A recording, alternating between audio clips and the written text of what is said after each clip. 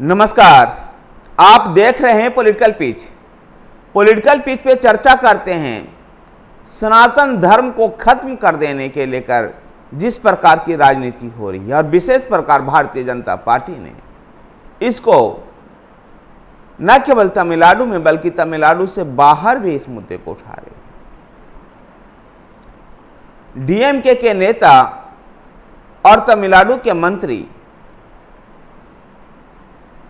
उदयनिधि स्टालिन, जो कि तमिलनाडु के मुख्यमंत्री एम.के. स्टालिन के पुत्र भी हैं, ने जिस प्रकार से सनातन धर्म को खत्म करने की बात कही है, भारतीय जनता पार्टी ने इस मुद्दे को उठाते हुए जो विपक्षी गठबंधन है इंडिया अलायंस के ऊपर उन्होंने आक्रमण किया। आक्रमण राष्ट्रीय स्तर पर भी है। अमित शाह राजस्थान में चुनाव प्रचार के दौरान राजस्थान में जिस प्रकार से परिवर्तन यात्रा निकाल रही थी, दूसरी परिवर्तन यात्रा के उद्घाटन के अवसर पर बानेश्वर धाम में, जो आदिवासियों का एक धाम है बानेश्वर धाम, जहां से भारतीय जनता पार्टी की परिवर्तन यात्रा को हरी झंडी दिखाते हुए उन्होंने कहा कि यह गठबंधन जो इंडिया नामक इंडिया अलायंस बना है, ये सनातन धर्म को खत्म करने की बात करते हैं, जबकि हम सनातन धर्म को बनाने की बात करते हैं, सनातन धर्म के अस्तित्व को बनाए रखने की बात करते हैं। उदयनिधि स्टालिन सनातन धर्म को मिटा देने की बात करते हैं। इस तरह का राजनीति जो उदयनिधि स्टालिन ने दिया था कि भारत में भेदभाव के लिए सनातन धर्म जिम्मेवार है और उसको खत्म हो जाना चाहिए, इस बयान को लेकर के भारतीय जनता पार्टी राष्ट्रीय स्तर पर भी, राजस्थान में भी इस मुद्दे को उठा रही है। कांग्रेस साथ ही कांग्रेस से सवाल पूछ रही है कि कांग्रेस के बाद दूसरे सबसे बड़े दल के रूप में इस गठबंधन का हिस्सा है डीएमके, और डीएमके के नेताओं के इस तरह के बयान पर कांग्रेस की क्या प्रतिक्रिया है, कांग्रेस क्या कहना चाहती है। तमिलनाडु में जहां भारतीय जनता पार्टी के लिए बयान ने एक तरह से ऑक्सीजन का काम किया है, एक राजनीतिक संघर्ष के लिए, एक नया राजनीतिक संघर्ष के लिए एक नया मुद्दा को दे दिया है। भारतीय जनता पार्टी के तमिलनाडु इकाई के अध्यक्ष अन्नामलाई ने भी अमित शाह की तरह ही बयान दिया।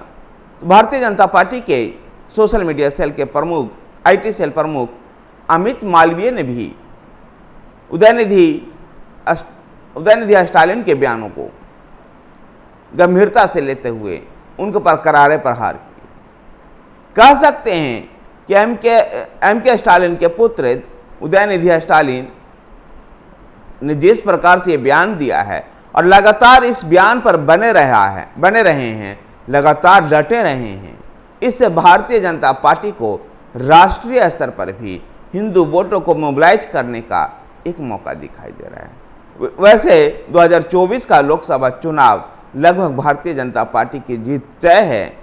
ऐसे में फिर भी उदयनिधि स्टालिन के द्वारा उठाया गया यह मुद्दा कई ऐसे राज्य में भारतीय जनता पार्टी को मुख्य किरदार में लाकर के खड़ा कर देगा जहां भारतीय जनता पार्टी अपने अस्तित्व को ढूंढ रही थी। ऐसे में ही तमिलनाडु में जहां भारतीय जनता पार्टी 2014 के कन्याकुमारी लोकसभा सीट जीतने के बाद 2014 का लोकसभा सीट जीतने के बाद लगातार तमिलनाडु में अपनी राजनीतिक सक्रियता दिखाई दे रही है, और जिस प्रकार से अन्नामलाई जो भारतीय जनता पार्टी के तमिलनाडु इकाई के अध्यक्ष भी हैं, और वो जिस प्रकार से आक्रामक तरीके से एम.के. स्टालिन सरकार की नीतियों का विरोध कर रहे हैं, उनके जन विरोधी नीतियों का विरोध के लिए उतर पड़ते हैं, ऐसे में दिखाई दे रहा है कि 2024 में तमिलनाडु की राजनीति में भारतीय जनता पार्टी एक सम्मानजनक अपने स्थान को प्राप्त कर लेना चाहती है। अन्नामलाई तो ये भी चाहते हैं कि प्रधानमंत्री नरेंद्र मोदी भी तमिलनाडु के एक सीट से चुनाव लड़ें, जिससे कि दक्षिण की राजनीति में एक बड़ा बदलाव दिखाई दे सकता है, और भारतीय जनता पार्टी को वहां ये उपस्थिति दर्ज कराने का एक सुनहरा अवसर मिलता हुआ दिखाई दे रहा था, जहां जयललिता और करुणानिधि की अनुपस्थिति में भारतीय जनता पार्टी वहां एक राजनीतिक स्पेस देख रही थी। ऐसे में उदयनिधि स्टालिन के द्वारा इस तरह का दिया गया बयान निसंदेह भारतीय जनता पार्टी को फायदा पहुंचा सकता है। लेकिन भारतीय जनता पार्टी को यह भी ध्यान में रखना होगा कि तमिलनाडु की राजनीति में द्रविड़ मूवमेंट, द्रविड़ आंदोलन गंभीरता के साथ काम करता है और द्रविड़ आंदोलन के जड़ में हिंदू विरोधी रहा है।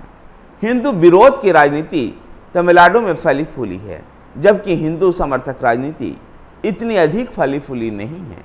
लेकिन फिर भी 2014 के कन्याकुमारी लोकसभा सीट जीतना और उसके बाद फिर उस जीत में भारतीय जनता पार्टी को हिंदुत्व का मुद्दा दिखाई देता है।